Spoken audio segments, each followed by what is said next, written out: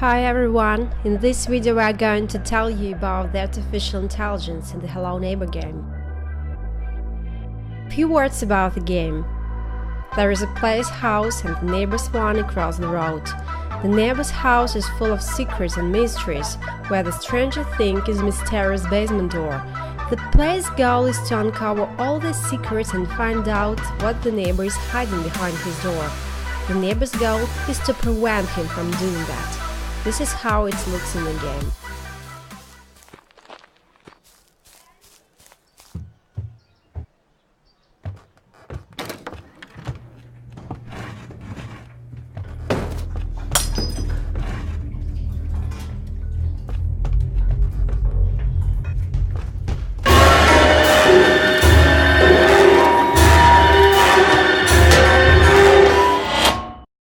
Let's see now how the neighbor looks like and what he does to puzzle the player. The neighbor has got three modes: idle, this is a rest mode, hunt, the mode when he's looking for the player, and attack mode, when the neighbor is chasing the player. Idle mode is switched to hunt by stimuli. Besides, there is also offline mode when the neighbor is setting traps. Let's talk about each mode in detail. In the idle mode, the neighbor is living his ordinary life. He sleeps, eats, swims, watches TV, waters flowers, cleans his house, does his morning exercises, etc. In the hunt mode, the neighbor is searching for the player. When a player is in the neighbor's house, he changes the interior scene. For instance, the player can move an item or drop it with a bang. The neighbor monitors such changes, analyzes them, and comes to a conclusion that there is someone in his house. Then he switches to hunt mode.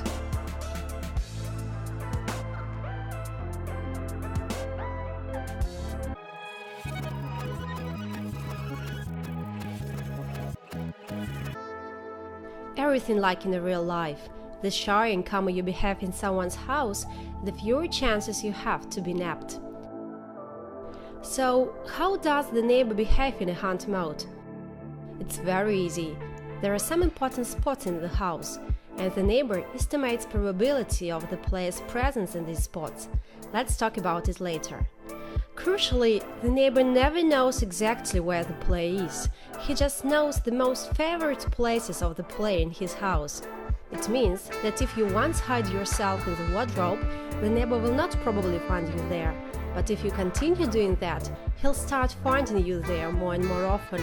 It makes the gameplay more interesting, as if you are hiding yourself from a human being. Now we are going to speak about the attack mode.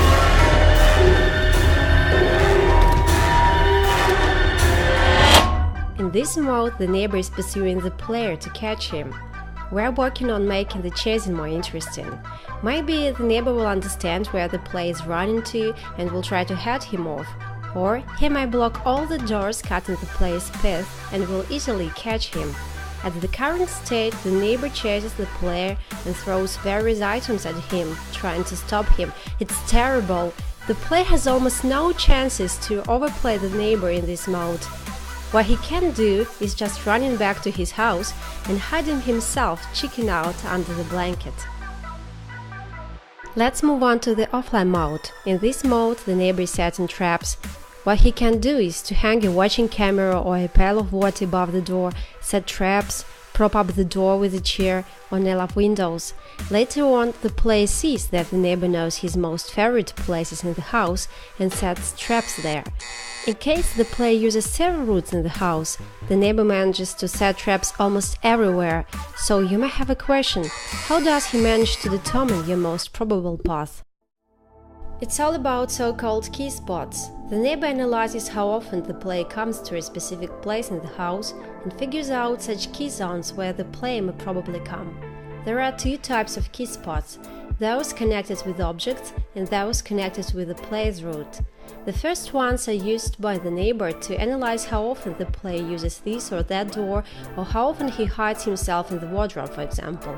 These spots are connected with the objects and never shifted. The second type of spots is connected with the player's route. They depend on the player's movement pattern. Their amount and place vary over time. When it comes to setting traps, the neighbor determines how often the player used to come to these spots and sets the traps there. For example, if this is a door, he may prop it up or hang a pail of water above it. If the spot is not connected with an object, the neighbor can set there a trap or observe it through a watching camera. This is how our artificial intelligence works. Thanks for watching!